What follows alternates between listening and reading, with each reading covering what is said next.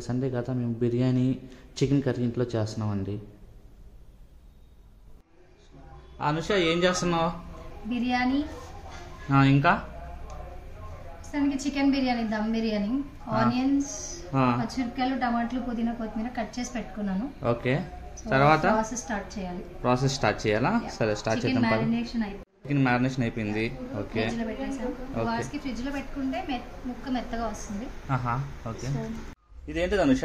Basmati rice ఒక 15 minutes ముందు నానబెట్టుకుంటే పొడి పొడిగా మంచిగా వస్తుంది దమ్ బిర్యానీకి. సరే, పలావ్లోకి చికెన్ కర్రీ.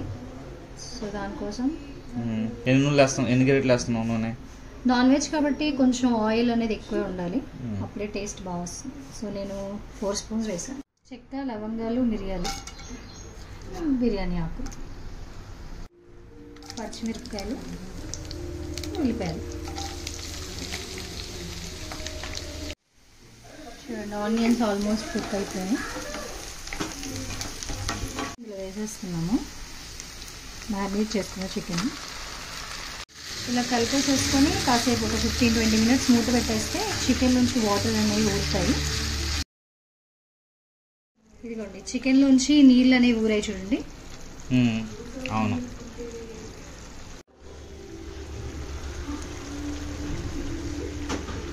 టమాటాలు వేస్తున్నాను ఎందుకు కోసం. నీళ్ళు అయిపోయినాయి కదా, టేస్ట్ బాగుంటుంది టమాటాలు వేస్తే, గ్రేవీ వస్తుంది. సరే, ఫ్రెష్ పుదీనా కొంచెం వేస్తున్నాను, మింట్ స్మెల్ చాలా బాగుంటుంది. కొంచెం పుదీనా, కొత్తిమీర వేస్తే ఫ్లేవర్ వస్తుంది. ఓకే, ఇదేంటిది? కొత్తిమీర. లాస్ట్లో గార్నిషింగ్కి వేరే వేసుకోవచ్చు. సరే, ఫ్లేవర్ కోసం వేస్తున్నాను అన్నమాట. తర్వాత నీళ్ళు పోస్తారు కదా ఇందులో? దీనిలో సరిపడా నీళ్ళు పోసుకొని మన గ్రేవీ ఎంత కావాలనేది దాన్ని బట్టి వాటర్ పోసుకొని థిక్ చేసుకోవాలి గ్రేవీని. వాటర్ పోస్తున్నాను మన గ్రేవీ కోసం. సో గ్రేవీ ఎంత కావాలనుకుంటారో దానికి సరిపడా క్వాంటిటీ వాటర్ పోసుకోవాలి.